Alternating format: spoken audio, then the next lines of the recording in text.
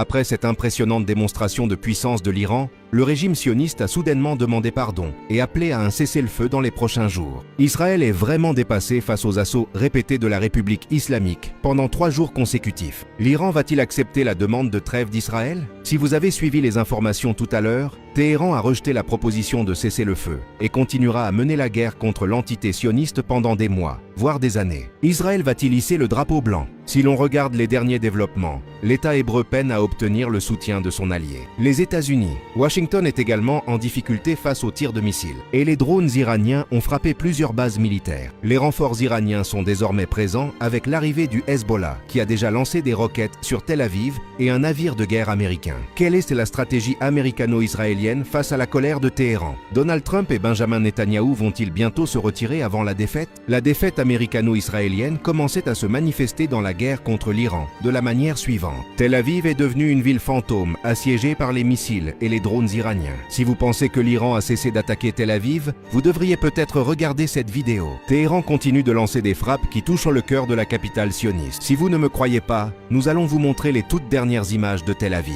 On voit clairement plusieurs bâtiments complètement détruits, rasés, touchés par des drones et des missiles iraniens. Ce qui est encore plus frappant, c'est que l'Iran a lancé presque tous ses missiles les plus sophistiqués sur Tel Aviv. Cette 40e vague d'attaque fait partie de l'opération True Promise 4. Les gardiens de la révolution confirment que cette opération ne vise pas seulement Tel Aviv. L'Iran a également dirigé ses missiles vers Jérusalem, occupée par les sionistes, ainsi que vers la ville de Haïfa. Selon les gardiens de la révolution, ces tirs massifs visent à faire de Tel Aviv une nouvelle Gaza. C'est la riposte sans fin que l'Iran mène depuis début mars. Vous savez ce qui s'est passé ensuite après le lancement de cette grande attaque par l'Iran? Oui, Tel Aviv est immédiatement devenue une zone de guerre. Elle est devenue une ville fantôme, semblable à une zone inhabitée. Des milliers de résidents fuient actuellement et courent paniqués vers les abris pour se cacher dans un endroit sûr. Ils courent affolés, désorientés, comme des fourmis qui font la queue pour entrer dans la fourmilière. Courir? Les gardiens de la révolution ont même affirmé que cette attaque avait détruit une partie des bunkers. Si les abris, considérés comme des lieux sûrs, sont touchés par les frappes,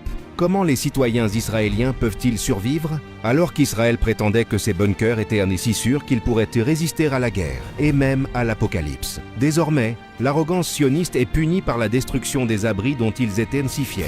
Parce que leur pays n'est plus sûr, les citoyens israéliens commencent à quitter la ville en masse. Tellement paniqués, ils s'enfuient, empruntant des voies terrestres et traversant les montagnes. C'est comme l'histoire de Moïse poursuivi par le méchant pharaon. Dans ce récit, les enfants d'Israël traversent des montagnes, des vallées et même fendent la mer pour survivre. L'Iran est vraiment comme un furie qui achève ses ennemis sans pitié. Les gardiens de la révolution jurent que ces attaques ne s'arrêteront pas. Ils ne s'arrêteront pas avant d'avoir vengé. Israël, dépassé, envisage de demander une trêve et supplie Téhéran. Ce soir, nous avons reçu un message de Donald Trump par l'intermédiaire d'un médiateur omanais, nous demandant de négocier un cessez-le-feu, a déclaré Abbas Araghchi, commandant de guerre iranien.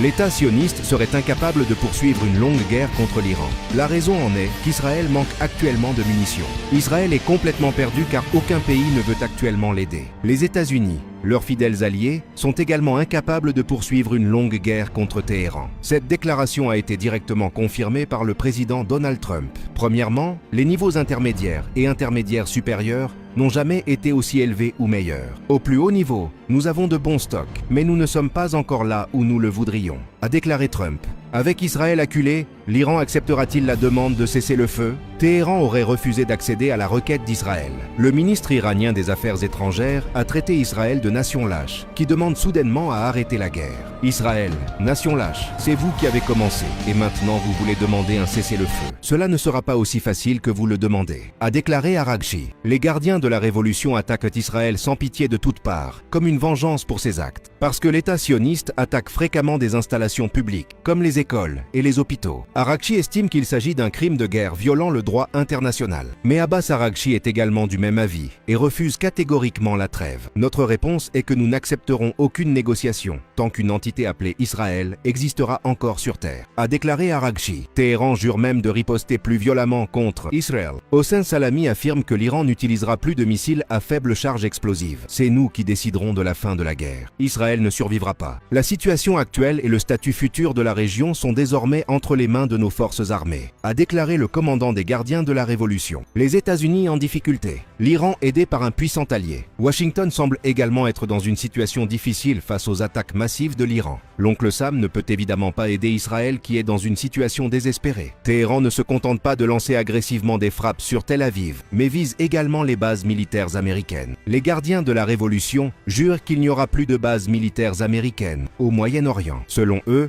la présence de bases militaires américaines est la cause du chaos dans les pays du Golfe. Le serment de l'Iran est vraiment tenu en attaquant plusieurs bases militaires américaines. Téhéran est désormais aidé par le Hezbollah qui a déjà lancé des roquettes. Selon Al Jazeera, des missiles et roquettes combinés iraniens ont frappé une base militaire au Koweït. Si vous ne me croyez pas, nous allons vous montrer une vidéo de l'énorme explosion qui s'est produite dans cette base. Si vous avez regardé la vidéo, on voit clairement un incendie se déclarer à la base militaire d'Al-Udaïd. Cette attaque a grièvement blessé 100 soldats américains. On voit des soldats grimaçant de douleur alors qu'ils sont transportés à l'hôpital pour des soins intensifs aux hôpitaux Al-Jaber et Al-Mubarak. Au Koweït, les gardiens de la révolution ont déclaré que cette frappe visait à faire pression sur les vestiges de la puissance militaire américaine. L'Iran ne laissera pas la moindre base militaire américaine dans les pays du Golfe. Les États-Unis sont-ils déjà incapables de mener la guerre contre l'Iran? Pourtant, Téhéran n'utilise que des armes bon marché comme les drones Shahed 136. Mais Washington riposte avec des missiles intercepteurs coûtant des millions de dollars. Un responsable américain a révélé que Trump avait commis une erreur tactique avant la guerre. En conséquence, de nombreux missiles intercepteurs coûteux ont dû être tirés. S'il y a une erreur tactique ou une bévue de notre part avant la guerre avec l'Iran, c'est celle-ci. Des responsables militaires américains affirment que les drones iraniens représentent un défi difficile pour l'oncle Sam. Ils affirment que le système de défense aérienne américain n'est plus capable de les arrêter. Le gouvernement américain propose d'utiliser la technologie anti-drone ukrainienne. Cette technologie aurait fait ses preuves pour neutraliser les Shahed dans la guerre contre la Russie, d'autant que son prix est bien inférieur à celui des missiles intercepteurs américains. Qu'a fait l'Iran en plus d'attaquer les bases militaires des pays du Golfe? Téhéran a capturé 10 personnes soupçonnées d'être des agents américano-israéliens. Les 10 personnes arrêtées sont accusées d'avoir collaboré et d'avoir été des espions pour les Américains et les Israéliens. 10 individus qui collaboraient avec les États-Unis et Israël ont été identifiés et arrêtés, ont déclaré les gardiens de la révolution.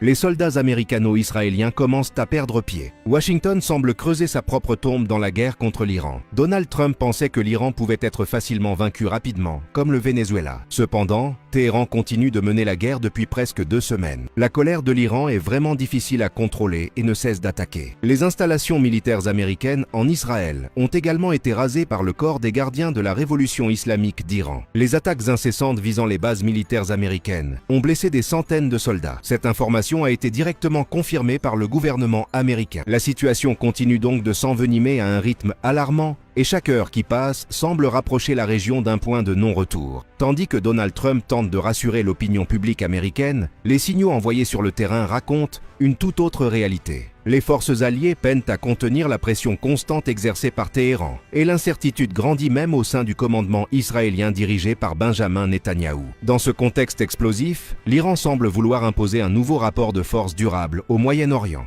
Chaque frappe, chaque démonstration militaire vise à envoyer un message clair. La République islamique n'est plus une puissance à contenir, mais une force à laquelle il faudra désormais faire face directement.